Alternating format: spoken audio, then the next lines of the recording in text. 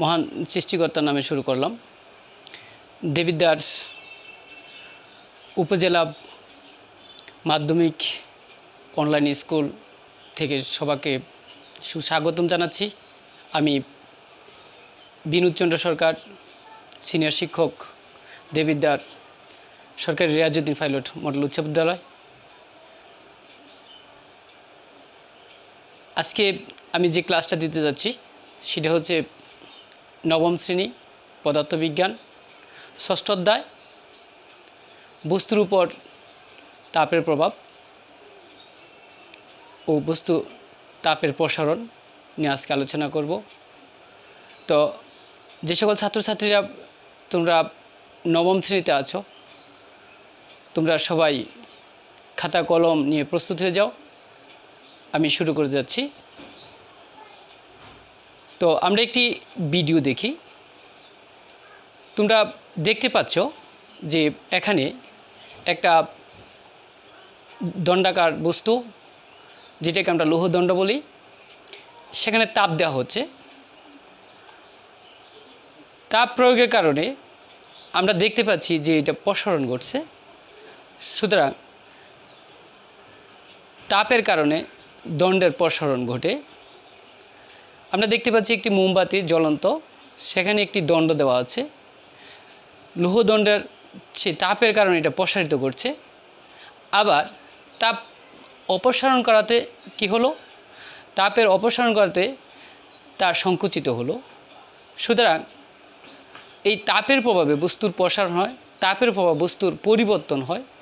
আজকে আমরা সেই তাপের প্রভাব নিয়ে আলোচনা করছি। তো কঠিন পদার্থের প্রসারণ, এই পাঠ শেষে আমরা যা জানতে পারবো: তাপ ও তাপমাত্রা, পদার্থের তাপমাত্রিক ধর্ম ব্যাখ্যা করতে পারবে। ফারেনহাইট, সেলসিয়াস এবং কেলভিন স্কেলের মধ্যে সম্পর্ক নির্ণয় করতে পারবে। বস্তুর অভ্যন্তরীণ শক্তির বৃদ্ধির সাপেক্ষে তাপমাত্রা বৃদ্ধি ব্যাখ্যা করতে পারবে। কঠিন পদার্থের তাপীয় প্রসারণ ব্যাখ্যা করতে পারবে। কঠিন পদার্থের দৈর্ঘ্য প্রসারণ ব্যাখ্যা করতে পারবে।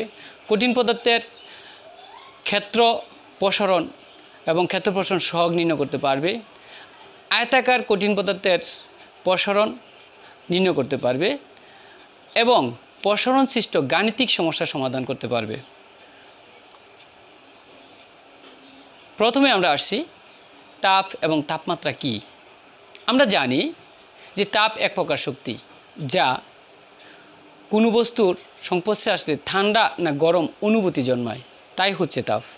তাছাড়াও আমরা বলতে পারি যে পদার্থের অণুগুলো কম্পনের বা গতির কারণে যে শক্তি পাওয়া যায় তাই হচ্ছে তাপ। তাপের একক হচ্ছে, যেহেতু তাপ এক প্রকার শক্তি, সুতরাং তাপের একক হচ্ছে জুল। তাছাড়াও তাপের আরেকটি একক হচ্ছে ক্যালোরি, যেখানে জুলের সাথে তার সম্পর্ক হচ্ছে 1 ক্যালোরি সমান 4.2 জুল। এখন প্রশ্ন হচ্ছে, তাহলে 1 ক্যালোরি বলতে আমরা কী বুঝি? 1 গ্রাম পানির তাপমাত্রা 1 ডিগ্রি বৃদ্ধি করতে যে পরিমাণ তাপের প্রয়োজন হয় তাকে হচ্ছে 1 ক্যালোরি। 1 ক্যালোরির 1000 গুণকে আমরা কিলো ক্যালোরি হিসাবে ধরে নেই। শিক্ষার্থী বন্ধুরা, এবার আসো তাপমাত্রা কি। আমরা জানি যে বস্তু যে গরম বা ঠান্ডা, যে এই অবস্থাটা যার মাধ্যমে প্রকাশ করা হয় তাই হচ্ছে তাপমাত্রা। অর্থাৎ বস্তুটি অন্য বস্তুর সংস্পর্শে আসলে তা তাপ নেবে না দেবে, যার মাধ্যমে আমরা প্রকাশ করে থাকি তাই হচ্ছে তাপমাত্রা। তাপমাত্রার একক হচ্ছে সেলসিয়াস। এছাড়াও তাপমাত্রা আরও কিছু একক রয়ে গেছে: ফারেনহাইট, কেলভিন। আমরা আজকে ফারেনহাইট এবং কেলভিন স্কেলের মধ্যে সম্পর্ক নিয়ে আছে আলোচনা করব। তো এখানে আমরা জানি যে প্রথমত, অর্থাৎ কোনো বস্তুতে তাপ প্রদান করলে যত ইচ্ছা ততই বাড়ানো যায়, কিন্তু আমরা যদি যত ইচ্ছা তত কমানো যায় তা কিন্তু সম্ভব না।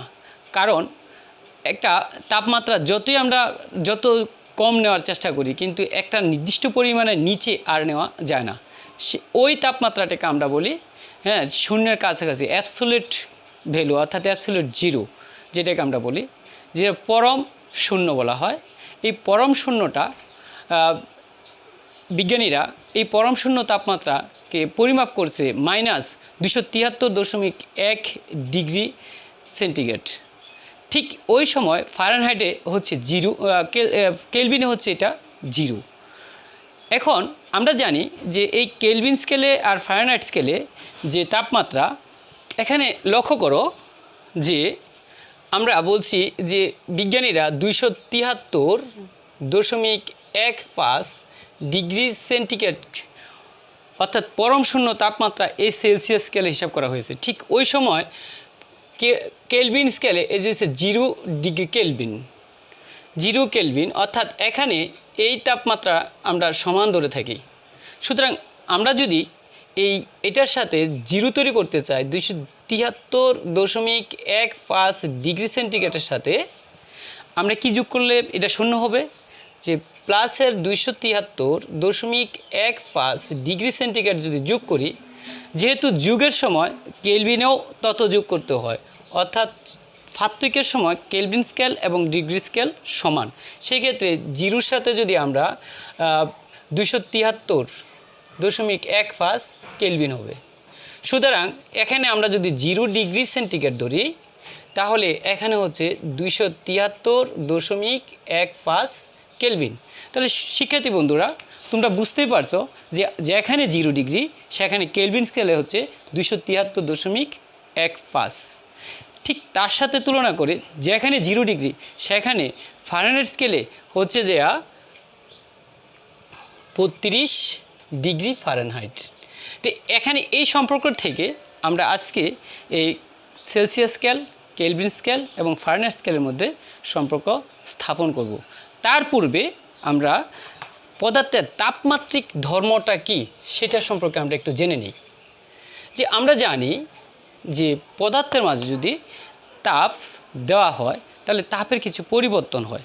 সেই পরিবর্তন পরিমাপ করার জন্য আমরা যেটা ব্যবহার করি, অর্থাৎ পরিবর্তন সূক্ষ্মভাবে পরিমাপ করে তাপমাত্রা মাপার যে সিস্টেম, সেটি হচ্ছে তাপমাত্রিক ধর্ম। অর্থাৎ তাপমাত্রা মাপার জন্য যে ধর্ম ব্যবহার করা হয় সেটি হচ্ছে তাপমাত্রিক ধর্ম। সাপোজ ধরো যে আমরা জ্বর মাপার জন্য যে থার্মোমিটার ব্যবহার করি, সে থার্মোমিটারটা হচ্ছে পারদের, তাহলে পারদটা হচ্ছে তাপমাত্রিক পদার্থ, আর এটা যে প্রসারণ ঘটে তাপ নেওয়ার ফলে এটা হচ্ছে তাপমাত্রিক ধর্ম। এরকমভাবে আমরা ক্যালোরিমিটার, অ্যালকোহল দ্বারা তৈরি যেটি, এগুলো আমরা দেখে থাকি। তো এই ধরনের তাপমাত্রিক পদার্থ আমরা দেখতে পাই। এবার আমরা আসি যে তাপমাত্রিক ধর্ম যেহেতু আমরা জেনেছি, সেক্ষেত্রে এই কেলভিন, সেলসিয়াস এবং ফারেনহাইটের মধ্যে আমরা সম্পর্কটা স্থাপন করি। তো দেখো, ফারেনহাইট, সেলসিয়াস এবং কেলভিন স্কেলের মধ্যে সম্পর্ক আমরা চিত্রে দেখতে পাচ্ছি। তোমরা দেখতেই পাচ্ছ যে এখানে লক্ষ্য করো 3টা থার্মোমিটার আছে। 3টা থার্মোমিটারের মাঝে আমরা সবচেয়ে 0 যেটা, এই 0টাকে আমরা সবচেয়ে নিম্ন তাপমাত্রা, অর্থাৎ বিশেষ করে যে তাপমাত্রায় কোনো পদার্থ, বিশেষ করে তরল পদার্থ যেমন বরফ গলতে শুরু করে, সেই অবস্থাটাকে আমরা নিম্ন স্থিরাঙ্ক বলি। আমরা জানি 0 ডিগ্রি সেন্টিগ্রেড তাপমাত্রায় বরফ গলে, এটাকে সেলসিয়াসে 0 ডিগ্রি। ঠিক তদ্রূপভাবে আমরা একটু আগে দেখাইছি কেলভিনে হচ্ছে 273.15 এবং ফারেনহাইট হচ্ছে 32 ফারেনহাইট। আর আমরা যে সকল স্কেলগুলোর সাথে তুলনা করব, এই স্কেলগুলার তাপ যদি আমরা ধরি, যেটা সেলসিয়াস T⁻C, যেটা কেলভিন T⁻K এবং যেটা ফারেনহাইট সেটা হচ্ছে T⁻F। আর উচ্চ স্থিরাঙ্ক বিশেষ করে পদার্থ, বিশেষ করে যে বরফ অর্থাৎ তরল পদার্থ যে তাপমাত্রায় ফুটে জলীয় বাষ্পে রূপান্তর হয়, সেই তাপমাত্রাটাকে আমরা বলি ঊর্ধ্ব স্থিরাঙ্ক। সুতরাং পানির ঊর্ধ্ব স্থিরাঙ্ক হচ্ছে 100 ডিগ্রি সেন্টিগ্রেড, এবং এটা কেলভিন স্কেলে তার থেকে 100 যুগ বেশি, অর্থাৎ 373.15 কেলভিন, এবং ফারেনহাইটে হচ্ছে 212 ডিগ্রি ফারেনহাইট। সুতরাং বন্ধুরা, এখন আমরা এই যে নিম্ন স্থিরাঙ্ক এবং ঊর্ধ্ব স্থিরাঙ্ক, তার সাথে যে আমরা স্কেলের একটা অংশ ধরে নেব, তার যে পার্থক্যের অনুপাতটা, সেই অনুপাতটা কিন্তু ধ্রুবক হয়। সেই ধ্রুবক থেকেই আমরা এই তিনটা স্কেলের সাথে আমরা সম্পর্ক স্থাপন করে নিতে পারবো। তাহলে দেখি চলো যে যদি নির্দিষ্ট তাপমাত্রায়, হ্যাঁ, যদি একটি নির্দিষ্ট তাপমাত্রা সেলসিয়াস, কেলভিন এবং ফারেনহাইট স্কেলের যথাক্রমে টি সাব সি, টি সাব কে আর টি সাব এফ দেখায়, তাহলে আমরা লিখতে পারি, যেহেতু বলছি অনুপাত, পার্থক্যের অনুপাতগুলো সমান, তাহলে আমরা লিখতে পারি কি, এখানে দেখা যাচ্ছে যে T sub C minus 0 by 100 minus 0, যে পার্থক্যের অনুপাত যে ধ্রুবকটা হয় টি সাব কে মাইনাস 273 নিম্ন স্থিরাঙ্ক যদি বিয়োগ করি এবং ঊর্ধ্ব স্থিরাঙ্ক থেকে নিম্ন স্থিরাঙ্ক বিয়োগ করে যে অনুপাতটা হয় সেই অনুপাতটা সমান, তাহলে টি সাব কে মাইনাস 273.15 বাই 373 ঊর্ধ্ব স্থিরাঙ্ক, কেলভিন স্কেলে ঊর্ধ্ব স্থিরাঙ্ক বিয়োগ নিম্ন স্থিরাঙ্ক। অনুরূপভাবে আমরা দেখতে পাইতেছি ফারেনহাইট স্কেলে যে T sub F minus 32 by ঊর্ধ্ব স্থিরাঙ্ক বিয়োগ নিম্ন স্থিরাঙ্ক। এই অনুপাত থেকে আমরা একটা সম্পর্ক পাচ্ছি, অর্থাৎ আমরা পাচ্ছি যে টি সাব সি, অর্থাৎ আমরা যদি কাটাকাটি করি টি সাব সি বাই 100 আর T sub K minus 273.15 by এটার থেকে এটা বিয়োগ করলে 100 equal T sub F minus 32 by 180। এটাকে যদি আমরা আরও কাটাকাটি করি তাহলে আমাদের হচ্ছে কি, তাহলে আমরা দেখতে পাই যে T sub C by 100 equal, আমরা যদি এখানে 20 দিয়ে ভাগ করি তাহলে এখানে 5, এখানে আসতেছে টি সাব কে মাইনাস 273.15 বাই 5, আর এটাকে যদি আমরা 20 দিয়ে ভাগ করি 9 আসবে, অর্থাৎ টি সাব এফ মাইনাস 32 বাই 9, অর্থাৎ আমরা এখানে 20 দ্বারা ভাগ করে পাই, তাহলে 20 দ্বারা ভাগ করলে আমরা এই সম্পর্কটা পাই। এখান থেকে আমরা অর্থাৎ টি সাব সি অর্থাৎ সেলসিয়াস স্কেলের সাথে সম্পর্কটা হচ্ছে কেলভিন স্কেলের টি সাব কে মাইনাস 273.15, এখানে আমরা হচ্ছে যে কেলভিন আর টি সাব সি এর সাথে, অর্থাৎ এটার সাথে যদি এটার সম্পর্ক নেই তাহলে 5 উপরে উঠে যাবে by 9 into T sub F minus 32 degree Fahrenheit. এই দুইটা সম্পর্ক থেকেই আমরা বিভিন্ন সমস্যা সমাধান করতে পারবো। তো সুতরাং টি সাব সি এর অর্থাৎ সেলসিয়াস স্কেলের সাপেক্ষে কেলভিন স্কেল এবং ফারেনহাইট স্কেল যথাক্রমে আমরা লিখতে পারি যে T sub C equal T sub K minus 273.15 degree এখানে, এবং T sub C equal to হইতেছে 5/9 টি সাব এফ মাইনাস 32। বন্ধুরা, এই সম্পর্ক থেকে আমরা বিভিন্ন স্কেলের সাথে সম্পর্ক নির্ণয় করে আমরা বিভিন্ন গাণিতিক সমস্যাও সমাধান করতে পারবো। তো এখন আমরা প্রসারণ সম্পর্কে কিছু আলোচনা করব। তোমরা প্রথমে আমি দেখিয়েছিলাম যে তাপ দিলে কঠিন পদার্থের প্রসারণ ঘটে, বিশেষ করে দৈর্ঘ্যের। আমরা যদি এটাকে দৈর্ঘ্য ধরি তাহলে এখানে দৈর্ঘ্যের প্রসারণ ঘটেছে। তার প্রয়োগে কঠিন পদার্থের অণুগুলো কি হয়, অণুগুলো কম্পিত হয়ে একটা থেকে একটা তাপ সম্প্রসারণ করে বৃদ্ধি পায়। অর্থাৎ আমরা দেখতেছি এখানে একটা লৌহদণ্ড যদি আমরা ব্যবহার করি তাহলে তার দৈর্ঘ্য প্রসারণ হচ্ছে। আমরা এখন স্কেলের মাধ্যমে সেটাকে পরিমাপ করলে আমরা দেখতে পাচ্ছি যে একটা নির্দিষ্ট পরিমাণ এখানে দেওয়া আছে। নির্দিষ্ট পরিমাণটাকে যদি তাপ দেই তাহলে সে কি করছে, এখানে তার প্রসারণ ঘটেছে, তাপ নিয়ে সে প্রসারণ ঘটেছে। এই যতটুকু প্রসারণ ঘটলো সেটাকে বলা হয়, হ্যাঁ, দেখো আমরা দেখছি যে যদি একটা অ্যালুমিনিয়ামের দণ্ড নেই, সেই দণ্ডটাকে যদি আমরা তাপ প্রদান করি, এখানে তোমরা দেখতে পাচ্ছ θ1 তার আদি তাপমাত্রা আর L1 এটা হচ্ছে আদি দৈর্ঘ্য। এখন θ2 তাপমাত্রা দেওয়া হলো, তাপমাত্রা দিলে কি ঘটলো, তার প্রসারণ ঘটলো, অর্থাৎ দৈর্ঘ্য বৃদ্ধি পেয়েছে। এখন দৈর্ঘ্য কতটুকু বৃদ্ধি পেয়েছে, আমরা এখান থেকে দেখলাম যে এই পরিমাণ দৈর্ঘ্য বৃদ্ধি পেয়েছে।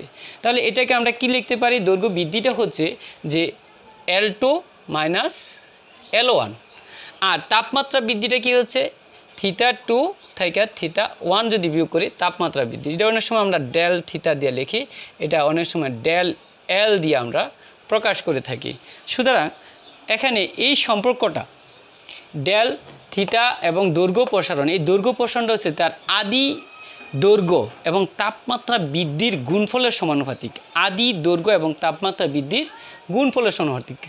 যেমন আমরা কি বলছি, ডেল এল সমানুপাতিক আদি দৈর্ঘ্য ইন্টু তাপমাত্রা বৃদ্ধি। তাপমাত্রা বৃদ্ধিটা হচ্ছে θ2 মাইনাস θ1।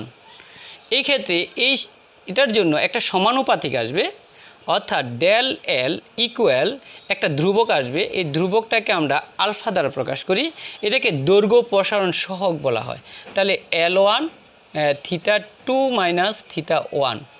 এই ক্ষেত্রে দৈর্ঘ্য প্রসারণ সহগ আলফাটা হচ্ছে দৈর্ঘ্য প্রসারণ সহগ। এই ক্ষেত্রে আমরা লিখতে পারি যে del L by L1 θ2 minus θ1, θ2 minus θ1। এখানে এই আলফাটা হচ্ছে দৈর্ঘ্য প্রসারণ সহগ। এটাকে আমরা একটু আগে আমরা যেটা দেখছি যে ডেল এল, এটাকে এইভাবেও লেখা যায় L2 minus L1 by L1 into θ2 minus θ1। সুপ্রিয় শিক্ষার্থী বন্ধুরা, তাহলে এখন আমরা এখানে দেখি, তাহলে আমরা দেখতে পাচ্ছি যে আদি দৈর্ঘ্য, শেষ দৈর্ঘ্য, আদি তাপমাত্রা, শেষ তাপমাত্রা, দৈর্ঘ্য বৃদ্ধি L2 মাইনাস L1, তাপমাত্রা বৃদ্ধি θ2 মাইনাস θ1। তাহলে আলফা হচ্ছে দৈর্ঘ্য প্রসারণ সহগ। একটু আগে আমরা বলছিলাম যে এই দৈর্ঘ্য প্রসারণটা আসছে একটা ধ্রুবক। কীভাবে আসলো এই দৈর্ঘ্য প্রসারণটা? সুপ্রিয় শিক্ষার্থী বন্ধুরা, আমরা আগেই বলেছি যে এই দৈর্ঘ্য প্রসারণ তার আদি দৈর্ঘ্য এবং তাপমাত্রা বৃদ্ধির গুণফলের সমানুপাতিক। সেখান থেকে কিন্তু একটা ধ্রুবক আমরা পেয়ে থাকি, এই ধ্রুবকটার নাম হচ্ছে আলফা। এটা কিন্তু সমানুপাতিক আর এটা হচ্ছে আলফা। এখানে এই সমানুপাতিক থেকে আমরা যে সম্পর্কটা সর্বশেষ পেয়েছি L2 minus L1 by L1 into del θ2 minus θ1। তো অর্থাৎ দৈর্ঘ্য প্রসারণ সহগ, এই আলফাটা হচ্ছে দৈর্ঘ্য প্রসারণ সহগ, দৈর্ঘ্য প্রসারণ বাই আদি দৈর্ঘ্য ইন্টু তাপমাত্রা বৃদ্ধি। তো এখানে আমরা এই দৈর্ঘ্য প্রসারণ সহগের এককটা যদি আমরা চিন্তা করি, দৈর্ঘ্য প্রসারণ সহগের একক হচ্ছে, যেহেতু আমরা এই সূত্রটা থেকে চিন্তা করলে এটা মিটার, এটা কেলভিন, এটাও মিটার, অর্থাৎ মিটার বাই এই একক যদি আমরা চিন্তা করি এককের জন্য, তাহলে মিটার বাই মিটার ইন্টু, যেহেতু এটা পার্থক্য আছে কেলভিন স্কেলে আমরা চিন্তা করি, তাহলে হচ্ছে যে 1 বাই কেলভিন, অর্থাৎ এককটা হচ্ছে কেলভিন ইনভার্স। এখন আমরা দৈর্ঘ্য প্রসারণ সহগ বলতে কি বুঝি? দৈর্ঘ্য প্রসারণ সহগ বলতে আমরা কি বুঝি? এটা তোমরা দেখতেই পাচ্ছ যে 1 মিটার দৈর্ঘ্যের কোনো কঠিন পদার্থের তাপমাত্রা 1 কেলভিন বৃদ্ধি করলে যতটুকু প্রসারিত হয়, অর্থাৎ 1 মিটার দৈর্ঘ্যের কোনো কঠিন পদার্থের তাপমাত্রা 1 কেলভিন বৃদ্ধি করলে, বিশেষ করে দৈর্ঘ্যের দিকে তার যতটুকু দৈর্ঘ্য বৃদ্ধি পায় তা হচ্ছে ওই দণ্ডের উপাদানের দৈর্ঘ্য প্রসারণ সহগ, ওইটাই হচ্ছে দৈর্ঘ্য প্রসারণ সহগ। এবার আমরা যদি এটা ভালো করে বুঝে থাকো, তাহলে এবার আমরা ক্ষেত্রফল সম্পর্কে বোঝার চেষ্টা করি। ক্ষেত্রফল আমরা জানি যে দ্বিমাত্রা বিশিষ্ট, ক্ষেত্র হচ্ছে দ্বিমাত্রা বিশিষ্ট। যেমন এটা যদি L হয় তাহলে সব দিকে L, তাহলে এটার ক্ষেত্রফল হচ্ছে L স্কোয়ার। অর্থাৎ এই ক্ষেত্রফলকে A দ্বারা যদি আমরা প্রকাশ করি এরিয়া, সেই ক্ষেত্রে এই আদি ক্ষেত্র হচ্ছে A1। যদি তাপ প্রদান করি তাহলে এটা যদি হয় A2, তাহলে এই del A equal to A2 minus A1, এটা আদি তাপমাত্রা যদি θ1 ধরি আর তাপ দেওয়ার পরে θ2 যদি হয়, তাহলে আমরা θ2 মাইনাস θ1 ইকুয়াল টু পাইতেছি ডেল থিটা। সুতরাং আমরা এখান থেকে যে দৈর্ঘ্য প্রসারণ, ক্ষেত্র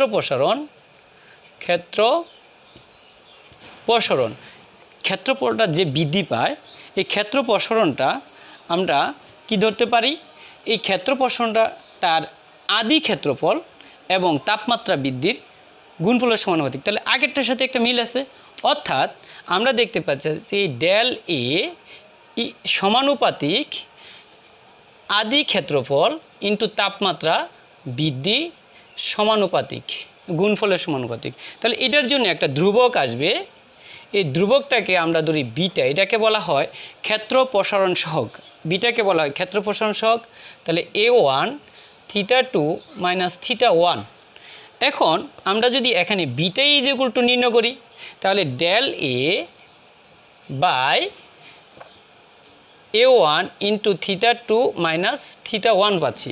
তাহলে ক্ষেত্র প্রসারণ সহগ বিটা ইজ ইকুয়াল টু আমরা পাচ্ছি। তাহলে দেখি আমরা মাল্টিমিডিয়ার মাধ্যমে কি দেখা যাচ্ছে, যে তাপমাত্রা হচ্ছে θ1 আদি তাপমাত্রা এবং ক্ষেত্রফল হচ্ছে A1। এখন লোহার যে পাত, এই পাতটাকে আমরা তাপ প্রদান করছি, তাহলে কি হলো, এটা প্রসারণ ঘটেছে। তাহলে এই জায়গাটা প্রসারিত হয়েছে, এই প্রসারণটা ডেল এ হয়। অর্থাৎ এখন যদি আমরা দুটোটাকে আলাদা করে ফেলি, তাহলে লক্ষ্য করে দেখো যে কি হচ্ছে, যে তাপমাত্রা আগে ছিল θ1, ক্ষেত্রফল A1, তাপমাত্রা বৃদ্ধি পেয়েছে θ2, ক্ষেত্রফল বৃদ্ধি পেয়েছে A2। তাহলে এখন পার্থক্য আমরা যদি দেখি, যে এখন ক্ষেত্রফল বৃদ্ধি হচ্ছে যে A2, আমরা এটাকে একটু মুছে দেই, A2 অর্থাৎ ক্ষেত্রফল বৃদ্ধি A2 মাইনাস A1, এটাকে আমরা ডেল এ দ্বারা প্রকাশ করলে, তারপর তাপমাত্রা বৃদ্ধিটা হচ্ছে θ2 মাইনাস θ1, বিটা ক্ষেত্র প্রসারণ সহগ যে কথাটা আমরা এখানে বলছিলাম। তাহলে ক্ষেত্র প্রসারণ সহগ যদি A2 minus A1 by A1 into θ2 minus θ1। এবার আমরা কিভাবে লিখতে পারি, অর্থাৎ এই ক্ষেত্র প্রসারণ সহগ, ক্ষেত্র প্রসারণ বাই আদি ক্ষেত্রফল ইন্টু তাপমাত্রা বৃদ্ধি। এখন প্রশ্ন হচ্ছে যে এই ক্ষেত্র প্রসারণ সহগ বলতে আমরা কি বুঝি। একটু আগে আমরা বলছিলাম যে দৈর্ঘ্য প্রসারণের বেলায় 1 মিটার, অর্থাৎ শুধু দৈর্ঘ্য ছিল 1 মিটার, দৈর্ঘ্যের কোনো দণ্ডের তাপমাত্রা 1 কেলভিন বৃদ্ধি করলে যতটুকু বৃদ্ধি পায়, ঠিক ওইটার সাথে যদি আমরা তুলনা করে এটার মধ্যে বলি যে এটার যে যদি একক ক্ষেত্রফল হয়, তাহলে একক ক্ষেত্রফল হলে এটাও যদি 1 মিটার, এটাও 1 মিটার, প্রত্যেক দিকে 1 মিটার হয়, তাহলে আমরা এটার ক্ষেত্রফল জানি 1 মিটার স্কোয়ার।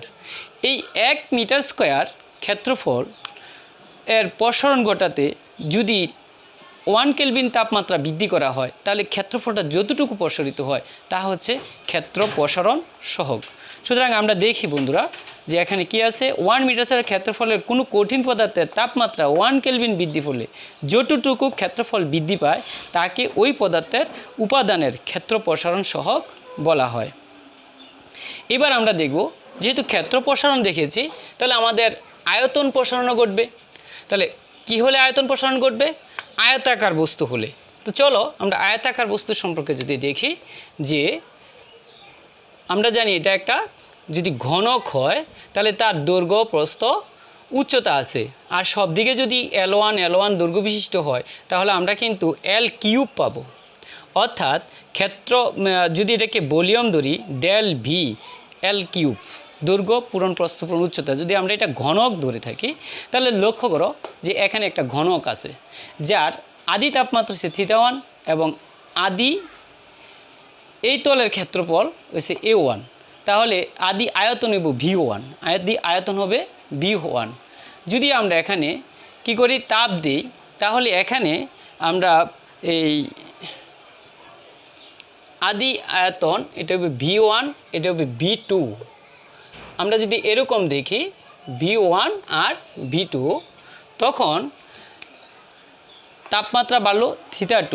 এই ক্ষেত্রে আমরা ঠিক আগের কথাটার মতো যে আয়তন প্রসারণ বলতে কি বোঝায়, আয়তন প্রসারণটা কোথা থেকে আসলো, ঠিক আগের মতো যে ডেল ভি অর্থাৎ আয়তন প্রসারণ তার আদি আয়তন এবং তাপমাত্রা বৃদ্ধির গুণফলের সমানুপাতিক, সেই সূত্রটা থেকে যদি আমরা আসি তাহলে ডেল ভি অর্থাৎ আয়তন প্রসারণ আমরা দেখতেছি এখানে একটা ধ্রুবক আসবে। এই ধ্রুবকটা হচ্ছে আয়তন প্রসারণ সহগ, এটাকে বলা হয় আয়তন প্রসারণ সহগ V1 ইন্টু θ2 মাইনাস θ1, অর্থাৎ আমরা গামা এখানে লিখতে পারি ডেল ভি এখানে ইকুয়াল হয়ে যাবে। তাহলে গামা ইজুকাল টু হচ্ছে যে del V by V1 into θ2 minus θ1। এখানে এটাকে আমরা এইভাবে লিখতে পারি যে তোমাদের বইয়ে যেভাবে আছে V2 minus V1 by V1 into θ2 minus θ1। এখান থেকে আমরা এই আয়তন প্রসারণ সহগটা বলতে পারি আয়তন বৃদ্ধি বা আদি আয়তন ইন্টু তাপমাত্রা বৃদ্ধি। এখন যদি বলা হয় ক্ষেত্র আয়তন প্রসারণ সহগ বলতে কি বোঝায়, তাহলে আমরা আগের কথাটা চিন্তা করি যে যার দৈর্ঘ্য 1, প্রস্থ 1, উচ্চতা 1, তাহলে 1 ঘনমিটার, 1 অর্থাৎ এটার আয়তনটা হবে 1 ঘনমিটার। তাহলে 1 ঘনমিটার কোনো আয়তাকার কঠিন বস্তুর তাপমাত্রা 1 কেলভিন বৃদ্ধি করলে তার যতটুকু প্রসারণ ঘটে তাকে আয়তন প্রসারণ সহগ বলা হয়। তোমরা এখানে দেখতে পাচ্ছ যে এখন এই আয়তন প্রসারণ সহগ এর সাথে যদি আমরা সম্পর্ক করি তাহলে দেখা যাবে যে এখানে যদি দৈর্ঘ্য অর্থাৎ দৈর্ঘ্য শুধু L হয়, ক্ষেত্রফল L1 স্কোয়ার আর আয়তন এসে L কিউব, এর সাথে যদি আমরা দৈর্ঘ্য প্রসারণ, ক্ষেত্র প্রসারণ এবং আয়তন প্রসারণ সঙ্গে সম্পর্ক করি তাহলে আমরা পাবো যে গামা ইকুয়াল টু 3 আলফা আর beta is equal to 2 alpha, আমরা এই সম্পর্কটা পাবো। তো এই সম্পর্কটা থেকে আমরা বিভিন্ন গাণিতিক সমস্যা সমাধান করতে পারবো। তো এখানে এই আলফা, বিটা এবং গামার মধ্যে সম্পর্কটা হচ্ছে beta is equal to 2 alpha এবং gamma is equal to 3 alpha. শিক্ষার্থী বন্ধুরা, তো আজকে আমাদের এই পর্যন্তই। তোমরা এই সম্পর্কিত কিছু গাণিতিক সমস্যা বাসায় অবশ্যই করে নেবে। যে এখানে কিছু কাজ, রেল লাইনের দুটি রেলের মাঝে মিলিত স্থানে ফাঁকা রাখা হয় কেন, আর লোহার দণ্ডগুলো সংকুচিত হচ্ছে কেন। আমরা জানি তাপ প্রসারণের ফলে, অপসারণের ফলে লোহার অণুগুলো কি পরিবর্তন হচ্ছে, অণুগুলো গতিশক্তি কমে গিয়েছে, যার ফলে সে কি হয়, সংকুচিত হয়ে যায়। তাপের কিসের পরিবর্তন হচ্ছে, তাপে কিন্তু বস্তুর দৈর্ঘ্যের, আয়তনের ইত্যাদি পরিবর্তন হয়। তো তাপের দণ্ডের কি পরিবর্তন হচ্ছে, তো আমরা একটু আগে দেখছি দৈর্ঘ্য, এরপরে ক্ষেত্রফল, তারপরে এই ধরনের পরিবর্তন হয়ে থাকে। আমরা এখানে একটা সমস্যা হচ্ছে যে 20 ডিগ্রি সেন্টিগ্রেড তাপমাত্রায় একটি ইস্পাতের দণ্ডের দৈর্ঘ্য 100 মিটার, 15 ডিগ্রি সেন্টিগ্রেড তাপমাত্রায় দৈর্ঘ্য 100.033 মিটার হলো। দৈর্ঘ্য প্রসারণ সহগ কি? এরপর আসতে আছে কঠিন পদার্থের ক্ষেত্র ও আয়তন প্রসারণের মধ্যে সম্পর্ক ব্যাখ্যা করো। উক্ত ইস্পাতের দণ্ডের দৈর্ঘ্য প্রসারণ সহগ নির্ণয় করো। তাপমাত্রা বৃদ্ধির সাথে ইস্পাতের দৈর্ঘ্য প্রসারণ সহগ প্রসারণ ঘটে বিশ্লেষণ করো। এই হচ্ছে তোমাদের কাজ। সবাই সুস্থ থাকো, ভালো থাকো, ধন্যবাদ। আবার দেখা হবে পরবর্তী ক্লাসে। এই পর্যন্ত সবাই ভালো থাকো।